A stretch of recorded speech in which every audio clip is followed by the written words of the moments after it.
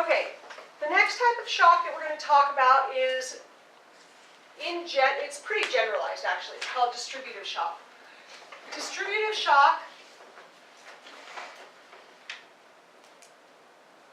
is the kind of generic name for each of the 4 types of shock we're going to talk about next. Okay? The first type of shock that we're going to talk about, that's not the right color, sorry. Some of these are harder to see back there, so. Okay, so the first type of shock that we're going to talk about is septic shock.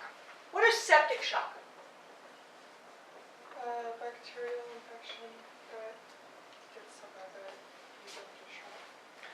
A bacterial infection that gets so bad that you go into shock. What happens?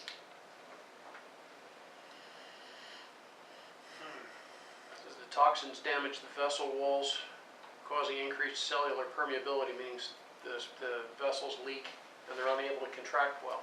Okay, And so, they dilate. So if we have a cell, let's just pretend this is a cell, okay? It's probably the best circle you'll ever see me draw, so you should admire it while you can. So if you have a cell, and normally your cell has ports in it that allow for waste products to transfer in and out. Normally your cell has little ports in it, and energy and stuff gets transported in and out of these little ports, right? Okay, as we get into the stages of septic shock, your patient has been so sick for so long that things just kind of start creeping across the cellular walls. They're avoiding the ports, they're no longer needed, and the cellular walls start to get damaged.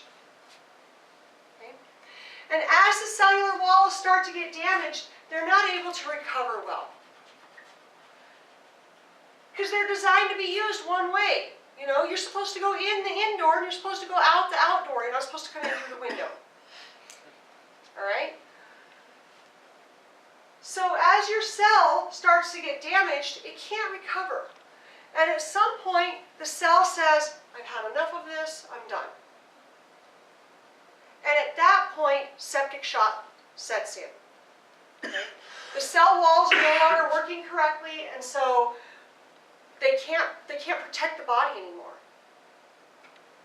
So septic shock sets in, your cell wall starts to disintegrate, and then you have all of this extra stuff floating around that shouldn't be out there, and it causes tissue death. Tissue death is a bad thing. Tissue death results in organ death, and organ death results in organism death. Right? Okay.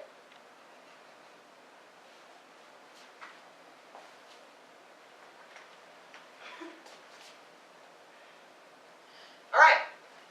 What is the next type of distributive shock? Neurogenic. Neurogenic.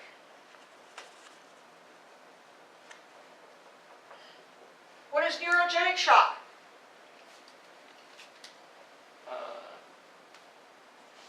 Has to do with the spine. Has to do with the spine. Yeah. What happens to cause neurogenic shock? Spinal injury. A spinal injury.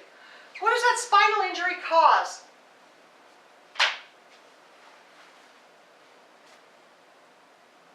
The nervous system that controls what the vessels do under normal automatic circumstances is disabled. It's disabled. So what happens? Widespread blood vessel dilation. Widespread vasodilation. Okay? The result of a spinal injury is often widespread vasodilation of the lower extremities. That causes a condition called priapism. What is priapism? An involuntary erection in a male. It's an involuntary erection in a male. What causes an erection in the first place? Vasodilation. Vasodilation, right? Vasodilation causes an erection, and when you have widespread vasodilation in the lower extremities, blood's going to pool where blood can pool. Okay? So if you have a patient who you suspect might be suffering from neurogenic shock, one of the things that you check for, if they're a male, is priapism. Priapism is a pretty good indicator of whether or not they are suffering from neurogenic shock. Okay? All right. What is the next one? Anaphylactic shock. Anaphylactic. Have we all heard of anaphylactic before?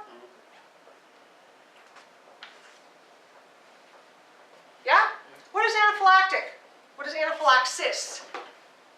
It's an allergic reaction. More than an allergic Well, reaction. it's an allergic reaction that affects your breathing centers. Yeah, it affects multiple body systems. So, anaphylaxis is an allergic reaction that affects, it's a severe allergic reaction that affects more than one body system. How does a patient go from suffering from anaphylaxis to going into anaphylactic shock?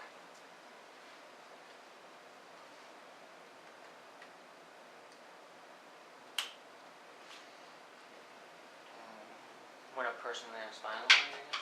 What's that? When a person reacts violently? When they react violently? Well, when the reaction starts impacting the body system and impairing that body system. Okay, so when the reaction starts impairing the body system. So if a person gets stung by a bee and they're having difficulty breathing, are they suffering from anaphylaxis? Yeah, I would say yes. they are. When they start experiencing hives, are they still suffering from anaphylaxis? When their throat starts swelling, are they suffering from anaphylaxis? Okay, at what point do we go from anaphylaxis to anaphylactic shock?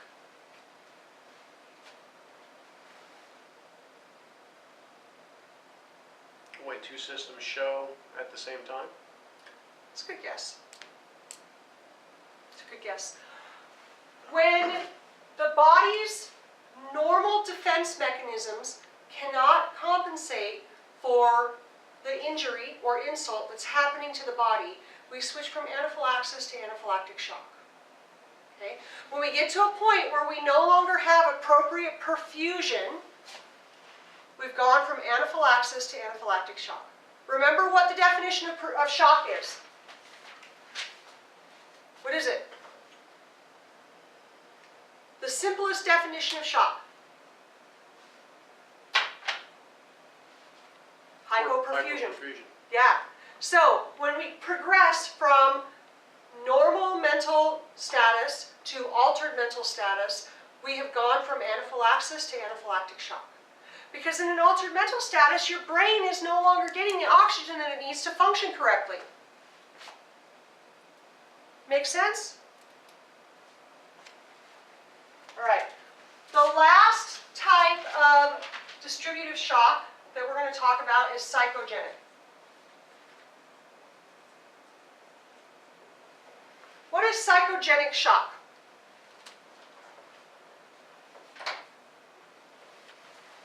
Syncope. Passing out. Syncope, passing out. What causes that?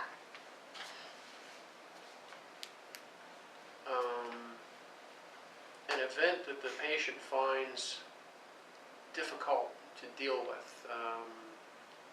If you get frightened, or if you receive bad news, or something, it's usually a cognitive thing. It is a cognitive thing. Last year, I had a kid in my EMT class who passed out when he saw blood. Great place for him to be, right? A school where he's a medical student. So, whenever he saw blood, he passed out. What happens? Not what causes psychogenic shock. What happens to the body when your patient experiences psychogenic shock?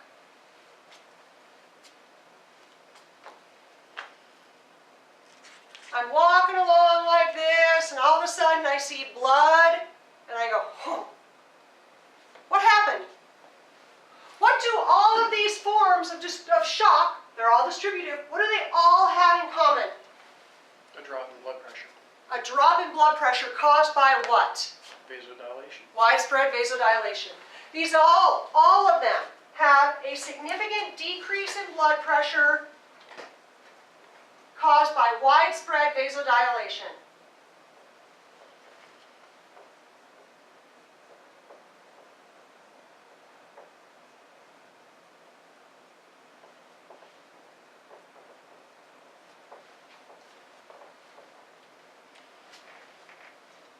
We have container failure. Our container is no longer holding itself together the way that it should.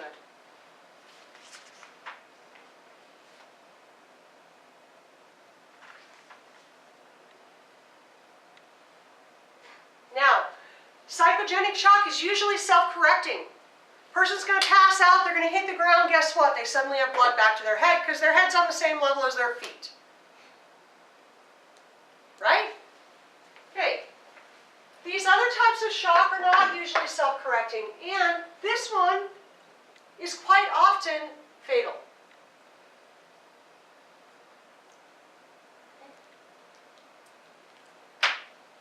All right. Go ahead and push the button, Adam.